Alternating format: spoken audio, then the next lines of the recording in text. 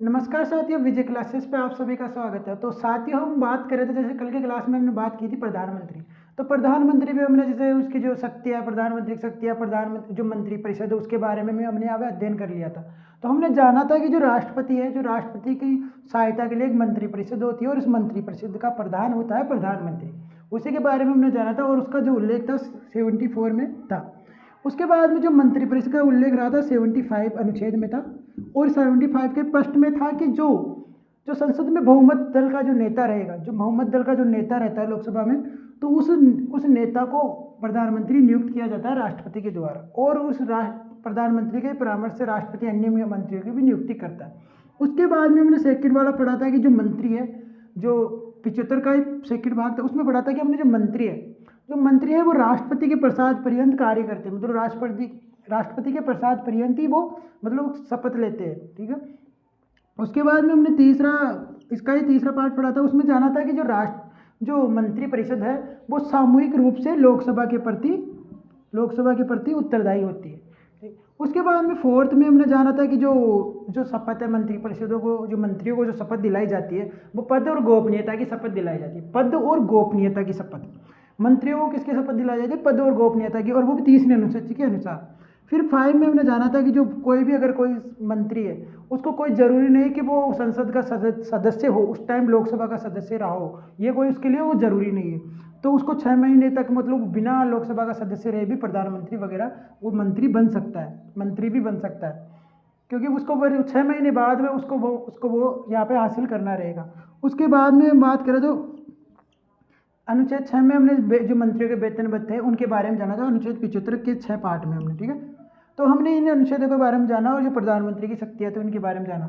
हम अब यहाँ पे एक चीज़ मैं आपको बता दूं, जैसे प्रधानमंत्री में एक आपको प्रधानमंत्री होता है। इस प्रधानमंत्री के बारे में भी एक बात आपको बता दूं कि जो प्रधानमंत्री होता है, तो ये मतलब ये फिक्स नहीं है कि किसी को अगर बहुमत प्राप्त नहीं होता, किसी नेता को अगर बहुमत प्राप्त नहीं होता तो भी वो प्रधानमंत्री बन जाता है। अगर मान लो कि राष्ट्रपति प्रधानमंत्री नियुक्त करता है बहुमत पद के दल के नेता को, लेकिन क्या होता है कि कभी कभी क्या होगा, किसी पद को मतलब किसी भी दल को बहुमत प्राप्त नहीं होता, उसका नेता नहीं होता, तो क्या होता है कि इसमें राष्ट्रपति क्या करता है?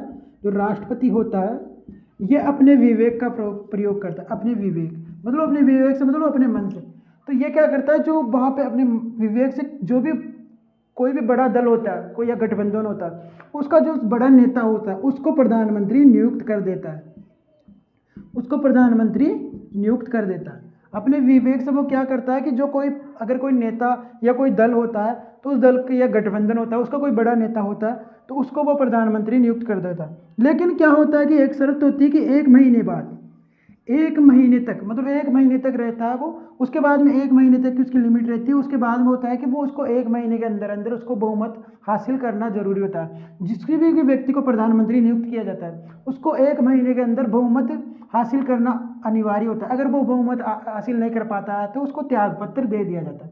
तो जो हमने ये सिचुएशन जानी, ये सिचुएशन है कि अगर प्रधानमंत्री किसी भी दल के नेता को बहुमत प्राप्त नहीं हुआ हो, इस स्थिति में प्रधानमंत्री कौन बनेगा, तो इसके बारे में था। अब एक बात और है कि प्रधानमंत्री है ना, ये 6 माह तक मतलब अगर कोई मान लो इसने चुनाव नहीं जीता हो, अगर चुनाव नहीं जीता हो, तो भी ये 6 माह तक अगर सदस्य ना हो, मतलब उसके मान लो लोकसभा का सदस्य नहीं है, फिर भी ये 6 माह तक प्रधानमंत्री के पद पर रह सकता है। और उसके बाद में उसको 6 महीने के अंदर लोकसभा का सदस्य बनना अनिवार्य है। अगर ये लोकसभा का सदस्य बन जाता है तो उसको 6 महीने बाद में कंटिन्यू प्रधानमंत्री रह सकता है। ठीक है। तो इसके बारे में हमने थोड़ा सा जाना। अब हम बात करते हैं कुछ भारत के प्रधानमंत्री होते हैं उनके बारे में जानते हैं।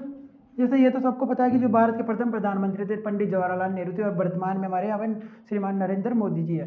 तो अब हम बात करते हैं कि जो कुछ प्रधानमंत्री जी जो पहले मुख्यमंत्री भी रहे हो, मतलब किसी राज्य के मुख्यमंत्री भी रहे हो, मतलब वो पीएम जो पहले सीएम रहे हो, मतलब मुख्यमंत्री रहे हो। ठीक है। तो इसमें बात करें तो जो एक तो थे मोरारजी देसाई। ये वो मुंबई, उस टाइम बॉम्बे बोलते थे, तो तो ये बॉम्बे मतलब मुंबई के प्रधान, उस टाइम मोरारजी देसाई मुख्यमंत्री रहे थे। एक हुए थे वीपी सिंह एंड चौधरी चरण सिंह। वीपी सिंह एंड चौधरी चरण सिंह, ये यूपी के सीएम रहे, ठीक है। एक हुए थे एचडी देवगौड़ा, एचडी देवगौड़ा, ये कर्नाटका के सीएम, ये कर्नाटक के सीएम रहे थे। तो हमने जाना जैसे, और एक थे वीवी गिरी,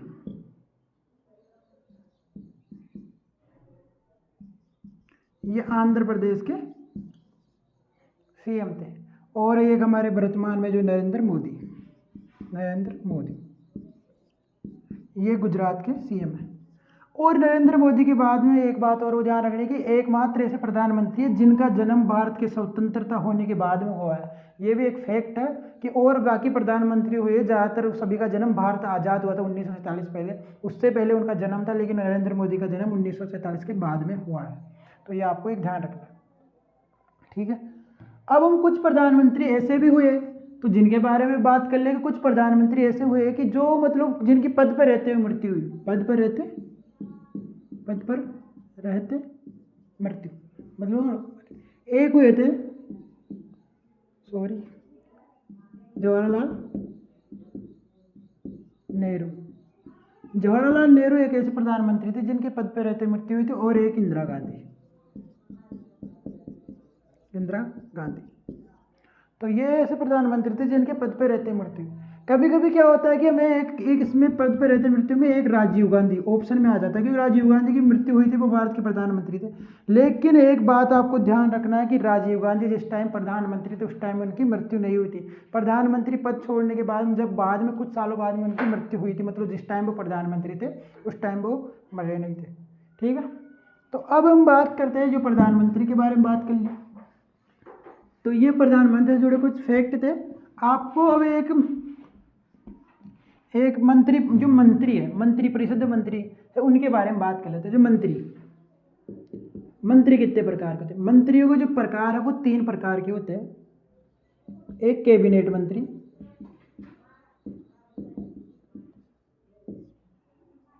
एक होता राज्य मंत्री, और एक होता है उपराज्य मंत्री, ठीक है। कैबिनेट मंत्री, राज्य मंत्री और उपराज्य मंत्री, तीन प्रकार के मंत्री होते हैं। कैबिनेट मंत्री, राज्य मंत्री और उपराज्य मंत्री। तो कैबिनेट मंत्री का एक स्वतंत्र मंत्रालय या विभाग होता है। इनका एक स्वतंत्र मंत्रालय विभाग होता है, मतलब ये बड़े स्तर पर होते हैं, बड़े जो स्वतंत्र मंत्रालय होते हैं उनमें विभाग होता है।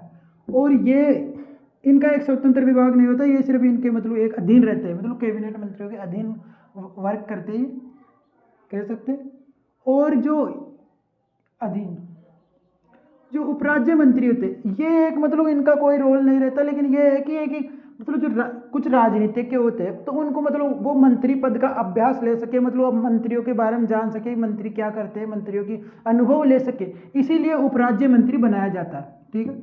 और जो मंत्री, ये तो हमने जाना कि जो मंत्री है, मंत्रियों के प्रकार, कैबिनेट मंत्री, राज्य मंत्री और उपराज्य मंत्री। लेकिन एक बात है कि जो मंत्रियों के स्तर कितने होते हैं। अगर स्तर की मैं बात करूं तो स्तर में एक प्लस में एक और जाता है, स्वतंत्र प्रभार राज्य मंत्री, स्वतंत्र प्रभार राज्य मंत्री। तो अगर मंत्रियों के प्रकार की बात करें तो मंत्री 3 प्रकार के होते हैं, कैबिनेट मंत्री, राज्य मंत्री, उपराज्य मंत्री, ठीक है। और अगर मंत्रियों के स्तर की बात करें तो मंत्रियों के स्तर कितने होते हैं, स्तर की बात करें तो कैबिनेट स्तर, राज्य मंत्री, उपराज्य मंत्री और स्वतंत्र प्रभार राज्य मंत्री। तो ये भी इनका एक विभाग होता है, और ये एक कैबिनेट के समकक्षी होते हैं, मतलब कैबिनेट के बराबर इनको दर्जा प्राप्त होता है। अब जो बात करें तो आपने एक शब्द सुना होगा, एक तो मंत्री परिषद और एक होता है मंत्रिमंडल। 2 शब्द सुने होंगे, मंत्री परिषद और मंत्रिमंडल। इनमें क्या अंतर है, मंत्री परिषद और मंत्रिमंडल में क्या अंतर है? तो मंत्री परिषद की बात करूं तो मंत्री परिषद में क्या होता है कि जो ये कैबिनेट मंत्री, राज्य मंत्री और उपराज्य मंत्री, इन तीनों ही मंत्रियों को शामिल किया गया है। लेकिन जो मंत्रिमंडल होता है, इस मंत्रिमंडल में क्या है कि ओनली कैबिनेट मंत्री ही आते हैं और इनकी थोड़ी शक्ति भी ज़्यादा होती है। लेकिन व्यवहार में देखें तो इन दोनों को वेतनवत्तों की बात करें, राज्य मंत्री और मंत्रिपरिषद और मंत्रिमंडल, या फिर राज्य कैबिनेट मंत्री, राज्य मंत्री, इनकी बात करें तो जो कैबिनेट मंत्री और राज्य मंत्री होते हैं, इनके व्यवहार में अगर हम तकनीकी रूप से देखें तो इनको क्या होता है कि वेतन भत्ते सब एक समान ही मिलते हैं, लेकिन व्यवहारिक रूप से देखें तो ये पद में कहीं ना कहीं बड़े होते हैं, इनको एक अलग इनको राज्य मंत्रियों को निर्देश दिया जाता है, तो उसी के आधार पर काम करते हैं कैबिनेट। ठीक है, तो कैबिनेट, ये मंत्रिपरिषद और मंत्रिमंडल। अब मंत्रिपरिषद मंत्रिमंडल में जाना कि जो मंत्रिपरिषद होती है जिनमें अब 3 मंत्रियों को शामिल किया गया है, और वही मंत्रिमंडल में सिर्फ ओनली कैबिनेट मंत्री होते हैं। ठीक है, तो अब मैं बात करूँ तो जो मंत्रिपरिषद और मंत्रिमंडल में क्या ये अंतर हमने जाना, और सबसे बड़ी बात है कि जो मंत्रिपरिषद का ही संविधान में उल्लेख है, और ये मंत्रिमंडल है इसका संविधान में उल्लेख नहीं है, इसका उल्लेख बाद में किया गया था, जैसे 44वां संविधान संशोधन हुआ था, 44वां संविधान संशोधन 1978 में हुआ था, इसके द्वारा ही अनुच्छेद 352 में, जैसे हमने राष्ट्रपति की आपातकालीन शक्तियां पढ़ी थी, जहां पे पढ़ा था कि जो आपातकाल को लागू कराने के लिए मंत्रिमंडल की सिफारिश करना जरूरी है, मंत्रिमंडल की जो सिफारिश है वो होना जरूरी है, तो वो अनुमति देना जरूरी है, तो 352 में पढ़ा था, उसी के तहत ये मंत्रिमंडल यहाँ पे जोड़ा गया था, मंत्रिमंडल शब्द। तो मंत्रिमंडल का उल्लेख ओनली और 44 संविधान संशोधन के द्वारा अनुच्छेद 352 में जोड़ा गया था, तो अनुच्छेद 352 में मंत्रिमंडल का उल्लेख है, तो आपको ये बात थोड़ी ध्यान रखनी। और मंत्रिपरिषद और मंत्रिमंडल की बात करें तो इनमें एक अंतर ये भी कह सकते हैं कि मंत्रिपरिषद में मंत्री ज़्यादा होते हैं, क्योंकि इन तीनों के मंत्री शामिल हो तो 50-60 मंत्री हो जाएंगे, ज़्यादा भी हो सकते हैं, क्योंकि 15% से ज़्यादा नहीं हो सकते, लेकिन ये ध्यान रखना संसद के। और वही बात करें जो मंत्रिमंडल है, तो मैं मंत्रिमंडल की बात करूँ तो ओनली कैबिनेट मंत्री शामिल होते हैं, तो कैबिनेट मंत्री कितने होते हैं, लगभग 15 से 20, तो लगभग 15-20 कैबिनेट मंत्री होते हैं, और इनको जो मंत्रिमंडल को द्वारा ही मंत्रिपरिषद को निर्देश दिए जाते हैं, उनकी अनुपालना इनको करनी होती है मंत्रिपरिषद को। ठीक है, तो कहीं ना कहीं इनके पास थोड़ी शक्तियाँ ज़्यादा होती है, और इनकी जो बैठक है मंत्रिमंडल की ये सप्ताह में एक बार होती है, और इनमें सभी मंत्री शामिल होते हैं, बाकी मंत्रिपरिषद की कोई बैठक हो ये कोई अनिवार्य नहीं है। तो ये मंत्रिपरिषद और जो मंत्रिमंडल है इनमें अंतर जाना, और मंत्री कितने प्रकार के होते हैं, जैसे हमने बात की मंत्री 3 प्रकार के होते हैं, कैबिनेट मंत्री, राज्य मंत्री, उपराज्य मंत्री, और एक जो मंत्री स्तर की बात करें तो एक, अगर इन तीनों को शामिल करके एक ये है स्वतंत्र प्रभार राज्य मंत्री, इसको भी शामिल कर लिया जाए तो मंत्री का स्तर 4 हो जाता है। और जो मंत्रिपरिषद और मंत्रिमंडल 2 अलग अलग शब्द हमको देखने को मिले, तो इनके बारे में हमें अंतर जाना कि मंत्रिपरिषद में तीनों को शामिल किया गया, भाई मंत्रिमंडल की बात करें तो सभी मंत्री आ जाते हैं मंत्रिपरिषद में, मंत्रिमंडल की बात करें तो ओनली कैबिनेट मंत्रियों की बात की गई है। तो ये मंत्रियों के बारे में था। आगे थोड़ा सी हम कुछ एक्स्ट्रा और जान लेते हैं, फिर